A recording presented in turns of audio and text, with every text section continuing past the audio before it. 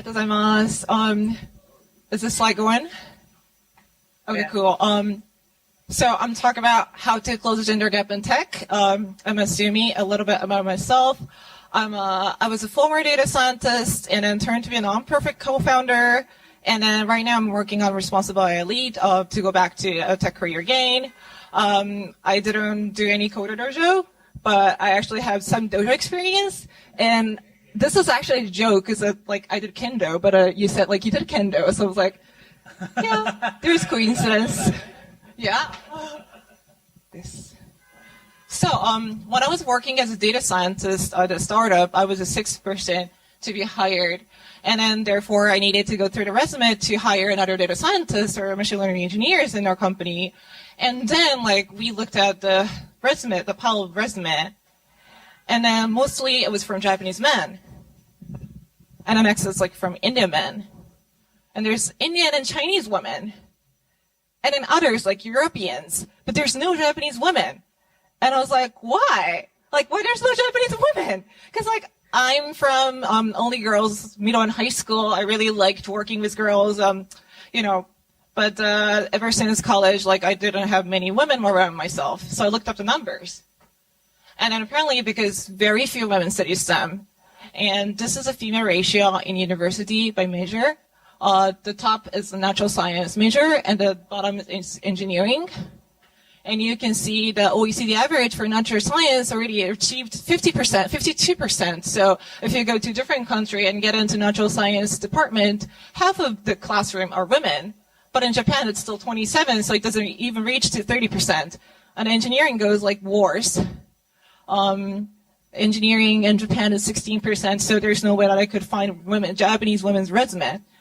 So this is why I co-founded Waffle, which is a non-profit to close the gender gap by empowering and educating women in tech, especially young women, because we needed to have more high school female students to choose to go to STEM, before college level.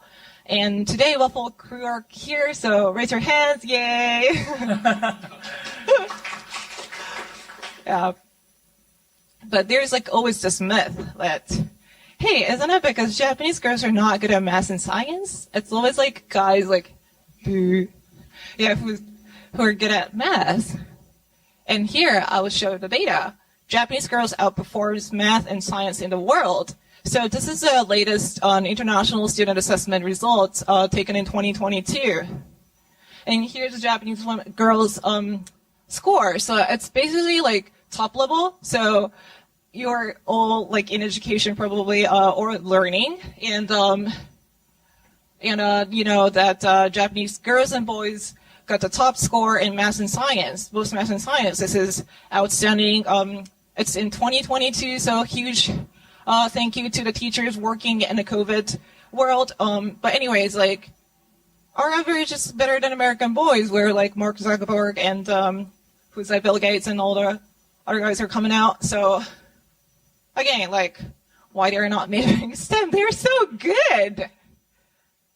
And then what I found during doing Waffle is that career choice is not one-dimensional. So for example, there's a girl like STEM test results is like average. There's a girl like who's really good at STEM, or probably not. They need confidence in STEM to get to the path or work in the STEM. Like for college students, it's a career choice. For high school students, it's a major choice. So our attempt was not only the doing a coding class. It's more of empowerment and boosting the confidence. So one example here is Technovation Girls, as Yasukawa-san mentioned earlier. It's a worldwide competition held by American nonprofit. More than 50 countries join, like 30,000 teams join every year. It's a 4-month competition for creating a mobile app to solve community problem. And then the picture overlapped here, but we found like when we give a purpose to build something, so I think it's similar to creativity, but when we give purpose, for example, like, oh, somebody's there. Yeah. So it was like, yeah, when you give purpose to build something, they worked so hard. One worked in mental health, one worked in empowering same generation, and then like built a app. So, and then also, this is like 4-month lens community. It went online, full online, because we started during COVID. So it was like huge community supporting you. So it has like huge community aspect, and a lot of students told us like it was really fun to log in every day to the program because you see all the friends that kind of think about the same thing as yourself, and also they told me sadly like they can express themselves here more than school. So yeah, the community aspect really worked well. And here's like one example team from CoderDojo called CoderDojo. They are amazing, talented young women. They started when they are still in elementary school. This year they turned to middle school. And then something important for them is like, here it's like star. It's like for 2023, and they changed to smiley mark this year. So just make sure. This is a 2023 work. They made this app called Greenly to make a green carton. We called it green carton in Japan. It's basically like plant covering your window so that like it will cool down your room and also like have more green in your life. And they do like, so Technovation Girls is an tech entrepreneurship program. So they did all the like customer survey, like what's the problem? They detect the problem, and then created this app. I don't play the video today, but basically this is like you can search for the plans that you want to do, and the coolest part is they have this AR feature that you can make imaginary green card in your yard, and then they can change like horizontal length, vertical length.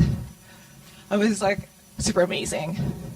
And it's not only us who thought it was super amazing. It's actually Technovation Girls' entire community thought it. So it got special award for Climate Prize last year. I hope I think they got like award in 2022 to 2023. So probably they're gonna nail this year as well.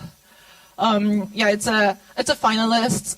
Finalists only. There are only like 20 so teams as a finalist among 3,000 plus teams all around the world. So they are amazing role model for Japanese girls and like entire world. And not only that, I was still getting so happy about like they started thinking about like how to increase more women in CoderDojo, and then they started podcasts. So check it out. I talk about them and they look like amazing people, but their voice is still like middle school students, so it was kind of cute. And then the team leader, Akari-san, actually gave a TED Talk about her experience and stuff, so it's amazing. You should check it out, definitely. So it's really great that we're very happy having the next generation women leader, and also not only just in tech, but like inspirational leaders to the next generation. So that was the impact. This is overall impact from Technovation Girls 2022. Sorry, I didn't have time to pull out everything, but like we saw a lot of confidence boost in coding and entrepreneurship, innovation, and problem solving. So we take this confidence boost as very important metrics because as you saw that they already have the knowledge and skill and the great brain, they're talented, what they need is confidence. So that's it for me. Follow me for more updates. I actually left Waffle last year.